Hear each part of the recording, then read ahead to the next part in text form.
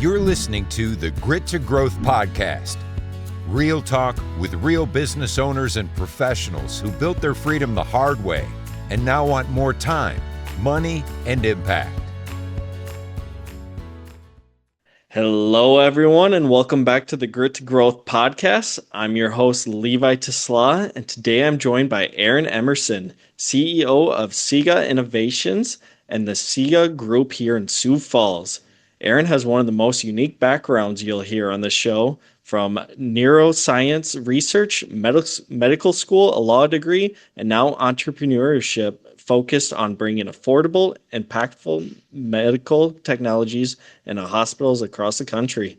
Aaron, thanks for joining the show. Nice to be here. Thank you. Nice to meet you. Yes, very great to meet you, and I'm sure our listeners are going to get a lot out of hearing your journey. So why don't you kind of fill them in on your personal background here and how you got started with SEGA? Sure. I'm a South Dakota native mostly. I came when I was about 3.5 years old. Grew up in Harrisburg, South Dakota, back when there were gravel roads still in that town. Graduated from Harrisburg High School, went to the University of South Dakota, have a biology degree.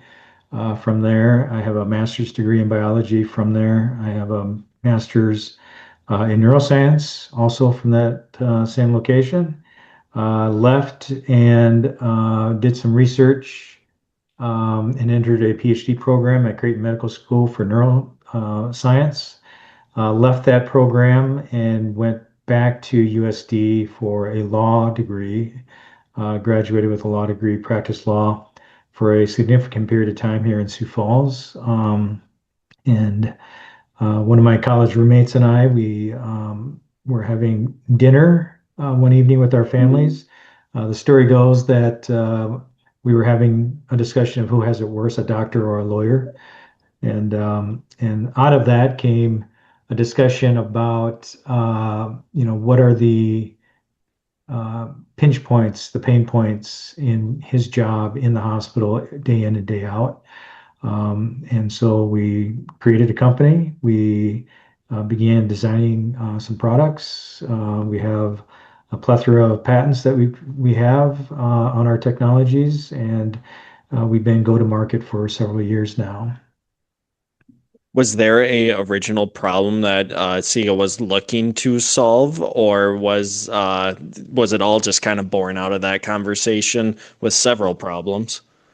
Yeah, so we first came with a product that had a little bit what we call an analog approach to the difficulty of repositioning patients off of OR tables post-surgery into the recovery cart.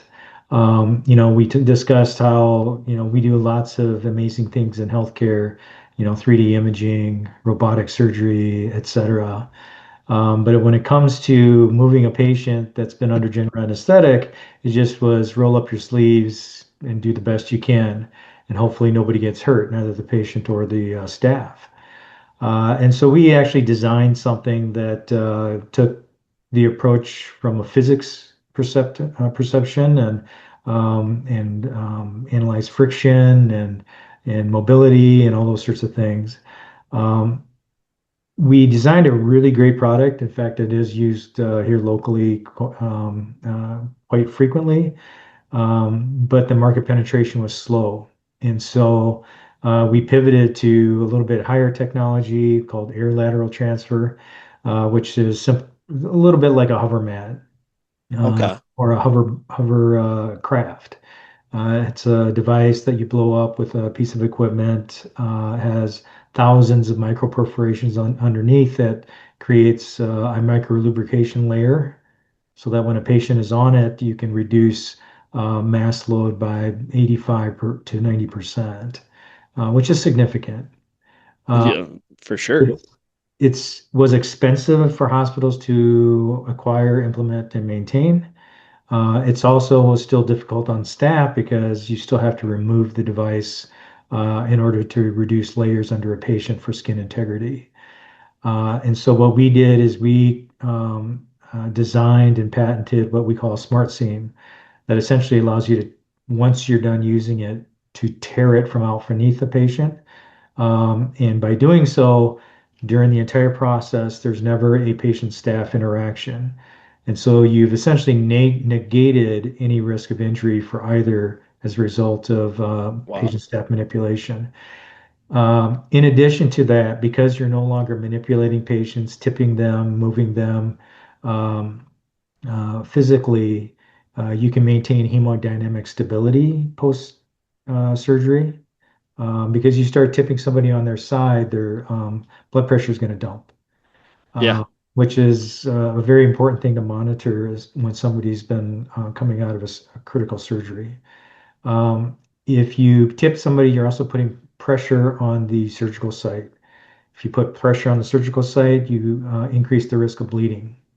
If you increase the risk of bleeding, you increase the risk of infection. And so essentially what we've done is we've distinguished ourselves in the market from our market competitors being tools, but ours Yeah. actually being the first to take a device, a medical device application, that it has actual impact on patient care. If you monitor those things I just discussed, you can create better patient outcomes. Better patient outcomes decrease patient stay time, and so everybody wins. In addition to that, we are constantly reviewing and bringing to market, fast tracking to market other medical products. We review ideas constantly. And we primarily focus on fast track. What I mean by that is class one, which is the lowest threshold, and class two, 510K exempt, which is also a type of fast track into the next level of complexity in the FDA approval process. We're currently in the process of onboarding a fairly significant piece of technology that we think is going to be fairly impactful, definitely life-saving within the healthcare network once we get that off the ground, hopefully sometime next year. Very, very exciting stuff. So does being in Sioux Falls with obviously a good part of our economy is the two hospitals in town here. Is that something that you've gotten great benefit from being at SEGA? Certainly, I mean, we actually have a fairly significant investor base in SEGA, all private, and a fair significant share of them are also physicians. Okay. They understand what we do, why we're doing it. They understand the technologies we bring to market. They're the ones that also come to us with some of their ideas that we vet. And also some of the relationships we've had has allowed us to introduce and evaluate some of these products in the hospital setting that might be more difficult if the relationships didn't exist. Yeah, that's very key. It makes perfect sense that, yeah, your customer base being part of your guys' company and you're getting, I think, from the onset of your company was all about being practical. And what better way to be practical than actually talking to these physicians that are using your products? 100%. I mean, things like application, efficacy, user interface, those are all things that need to be evaluated before you can actually have product market fit.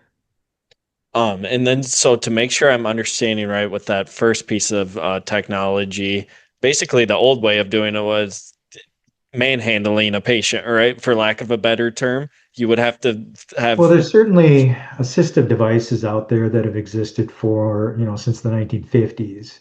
Um, but that being said, it's pretty rare to be using uh, devices that were developed decades and decades ago in the last century, in the 20th century, uh, um, in operating suites. I mean, that's where most of the technology exists. Mhm. So there are things like just plastic boards they'll stick under people to try to slide them across.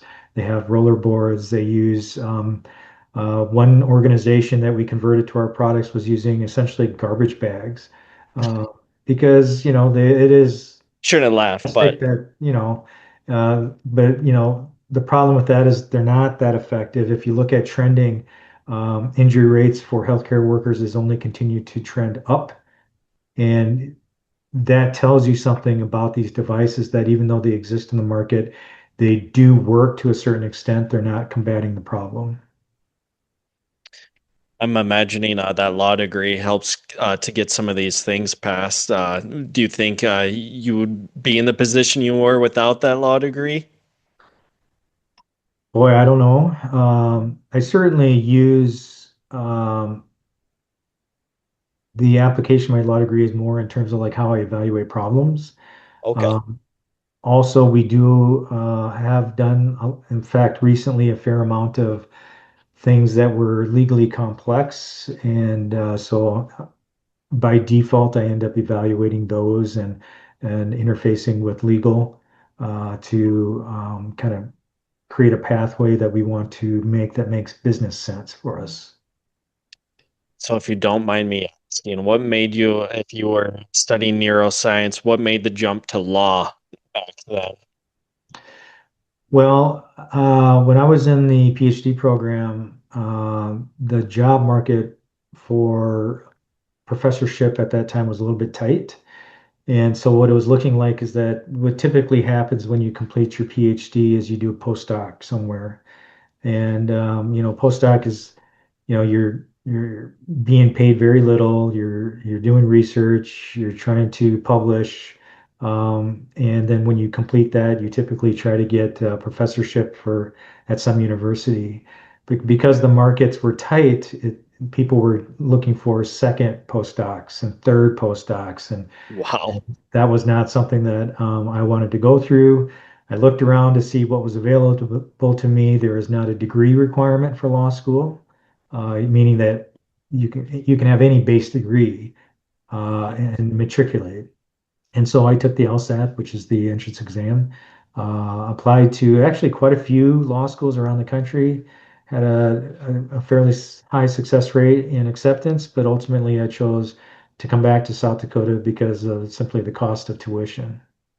Yeah, that make we're glad that you stuck around here, certainly. Yeah. So, from your perspective, where is hospital technology falling short today, and where do you see the biggest opportunities for some improvement? So we're focused on obviously a very niche part of the healthcare system. So I really can't opine to like what's happening within the hospital from a clinical view, so to speak.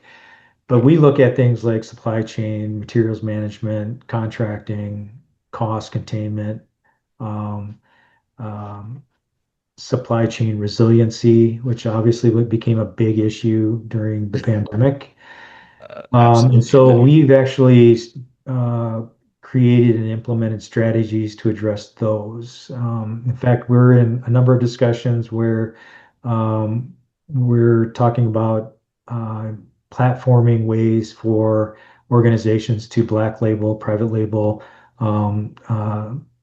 things that they can get back to market for at a lower cost to purchasing.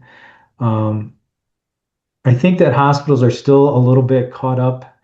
They created something called group purchasing organization years ago to aggregate and leverage buying power. Um, but they've kind of created their own jailhouse by doing so, meaning that there are a number of companies that I think provide equal and even better products at better price points. But if you can't get through the contracting cycle of these GPOs, then hospitals don't get an opportunity to evaluate and see if they can do better budget management through better options. It's hard to pivot. It's much harder for them to go in different directions, is basically what you're saying there, correct? Well, I mean, they create memberships through these group purchasing organizations, and these group purchasing organizations aren't small. I mean, Yeah. the largest one I think has an annual volume of about $100 billion that flows through it each year, and they're the kind of gatekeepers of their membership, of what their members get to see, what the pricing is. There's also a cascade of administrative cost enhancements as a result of going through those organizations, like admin fees and supply chain costs. Every time you go through a layer, there's always an additional cost. And so, Mhm. in my view, that creates a little bit of imbalance in the cost structure for hospitals. Well, part of SEGA's focus is on affordability and accessibility, correct? Correct. Why is that such an important part to you and your company? Well, I mean, from a business case, I mean, that's just a practical approach because every hospital you approach is always, there's always a mandate where they may have told the department you have to cut by 10%, you know. And so this is a pressure that exists every budget fiscal year for every hospital, or whether they're a corporate structure, or whether they're an integrated delivery network, an IDN. There's always cost pressure to cut costs. Um, and in my view, like I just discussed, there are so many additional costs in the way that could um, be beneficial to these organizations that are managing fairly tight budgets. And so that's kind of what we look at as kind of a philosophy as we either take in a project or we look at solutions to overarching problems, like I said, with organizations approaching us about black label and distribution. Yeah, a little bit more of a personal question. Outside of work, what keeps you grounded? Are there any hobbies or routines that help you show up to be your best self? So, you know, work and family are probably the main cornerstones of my life. I mean, it just is what it is. I have a lot of professional responsibilities. I have family pressures, and not pressures, but responsibilities Fine. uh, That's a good way. that I need to make sure that I maintain a priority. And the release valve for me is nothing unique. It's what I think many people do, and that is I hit the gym almost every day. And if I can't do that, I'm biking. Um, I have three bikes, so whether it's a fat tire bike or a gravel bike or whatever it is, I'm out there doing that, and that's my version of meditation, I guess, because I can't sit and think of nothing. That's not possible for me, but I can free my mind of tasks while I'm exercising. So that's kind of it for me. You definitely have the entrepreneur gene, and a lot of people I talk to that they don't like the idea of sitting there and not having a task. It's difficult because I know you're supposed to clear your mind, but all you can think about is what you need to do. Yep, it's a gift and a curse, isn't it? Yeah. For people listening that want to connect or learn more about you yourself and your journey or SEGA, what's the best place for them to find you and more about your company? So we're here in town. We have an office on East 57th Street. And I guess if they want to stop by, we're on 4920 East 57th. Um, if they want to contact the company, they can just hit us through info@segaco.com, CEGACO.com. And like I said, we're always open to talk to anybody, whether they need a partnership, a strategic alliance, or they have an idea they want to pitch. Um, you will have to come in with a little bit of a thick skin because we hear so many pitches that we are always a little skeptical, and that's simply because of experience, and we know how hard it is. Is if you don't mind, is there kind of an example of something that you're looking for on that? Nothing too in depth, but in that sense of if someone had something they wanted to bring to you, how they might best present it. Um, no, I don't think so. I mean, everybody has a different way of expressing their idea and how they want to demonstrate its impact. Um, I would say that generally speaking, some people get a little bit maybe overly sensitive about the idea of confidentiality. You know, if it's an important enough thing that we are seriously evaluating, we're definitely open to signing an NDA or a non-disclosure agreement. But as a casual conversation, I mean, I don't need to be signing, 100 NDAs a year for this stuff. And generally speaking, my view of it is that if it's a good idea, it's hard for everybody anyway. Meaning that even if somebody else is aware of it, it's difficult to implement. Execution is key. It's the hardest part of the invention. And also, we typically want somebody that the idea is mature enough that they probably are in an application process with the USPTO for patent. And if they are that far, then all that stuff is published anyway, and it's part of the public domain. Awesome. Well, Aaron, I appreciate you kind of giving us a peek behind the curtain on things that people don't necessarily think about in hospital technologies, and that there's actual companies out there implementing them. And not only that, your journey of pivoting from one role to another, I think people are going to get some good value out of that. It's been great to meet you. Awesome. Well, thank you everyone for listening, and we will see you on the next one. Know someone with serious grit and a great growth story? Send them our way at grittogrowthpodcast.com/guest.